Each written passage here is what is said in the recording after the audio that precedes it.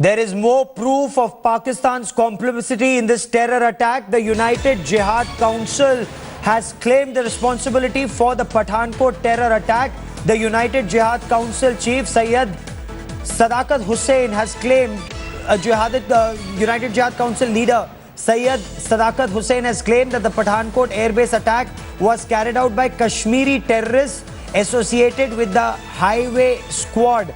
Now, this is the United Jihad Council is headed by the man you see on your television screen. His name is Syed Salahuddin. This is what he's claiming, and I want to bring in Shujaul Haq, my colleague from Srinagar, for more on this. Shuja, take us through the latest.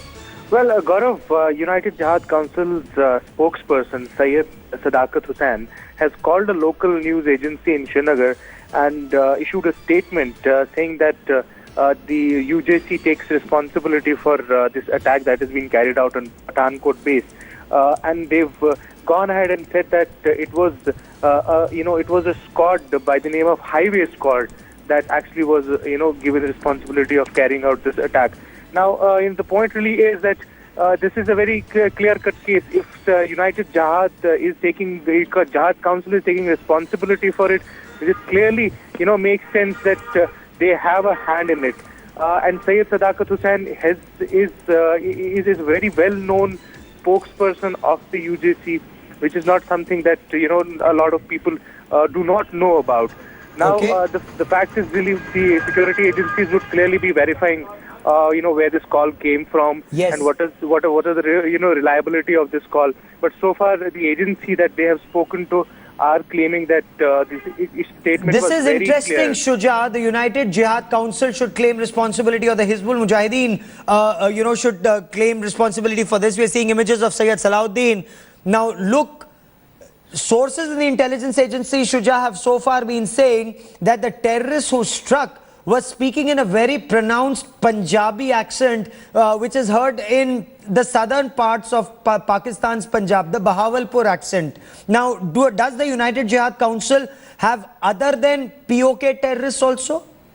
Well, Gaurav, as you know, United Jihad Council is actually a conglomerate of various, militant organizations, and a lot of militant organizations who have been operating in Kashmir Valley, actually work under their banner and the umbrella. Many of their operatives are actually not from Kashmir. They are trained outside, and then they are sent here to carry out specific tasks. But having said that, as I was pointing out, the intelligence agencies and the security officials would definitely try and figure out the veracity of this call. They would try and figure out where it came from. But so far, the agency that they have spoken to, they are very clear that it was Syed Sadakat Hussain who called and issued this statement, saying that they take responsibility for this, very, very daring attack that happened on Pathankot base. Could this be a smoke screen, Shuja, to take the focus away from Jaish-e-Mohammed in Bahawalpur in Pakistan's Punjab and shift it to terrorists in Jammu and Kashmir or Pakistan-occupied Kashmir, and once again a desperate attempt by Pakistan to shift focus to Kashmir, whereas these terrorists, according to intelligence agencies, came from Pakistan's Punjab? Well, Gaurav, that is a very interesting portion. If you see, the statement that they have issued actually does, in a sense, hint towards that. The UJC statement says that it were their men and not people from Pakistan, so to speak. And they also sort of slam the media reports in India, which suggest that these people were from a particular region. So there could be one of those, this could be one of the angles to take away the attention from a particular organization or a particular region, or the kind of inputs that so far have come out from various agencies or in this regard. That is a very important and valid question that would arise from it, and I'm sure that the strategic affairs, people who see Kashmir, who see the terror-related incidents would definitely look into that. And as I pointed out earlier, the intelligence agencies would definitely be looking out at the veracity of these claims that have been made by this particular spokesperson of UJC to this local agency in Srinagar. And your sources, Shuja, in the intelligence agencies and the security agencies in Jammu and Kashmir, does the UJC now have the capability now to operate at this scale and skill outside J&K? Gaurav, our sources, as we've been pointing out, have said, in fact, many sources inside the security establishment who work in Jammu and Kashmir have pointed out towards the fact that there were a lot of trained men who were given specific tasks to infiltrate, particularly in areas along the international border and carry out specific attacks. It started from the time of Samba attack. Remember, we've been reporting all these attacks.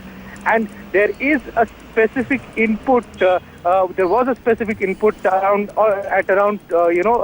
the end of 2015 that there are men who are ready to infiltrate, who are ready to carry out attacks like these at various installations. In fact, Jammu and Kashmir police had sent specific warnings to Punjab police regarding it on 30th of December 2015. Yes. So yes, there were inputs. It's very important to understand that, whether it's the United Jihad Council or Jaish-e-Mohammed directly or working under any other banner, the fact really remains that there were people who were trained to do this, carry out this task, infiltrate from across the international border in this entire belt between Punjab and Jammu and Kashmir. And there was an input about that, which was passed on to the relevant agencies as well. Okay, Shujaul Haq, keep tracking that story. I will come back to you for more. It's been 40 hours and counting. 2 terrorists. Now, what sources are telling India today? They are in a densely wooded area and they're firing single shots.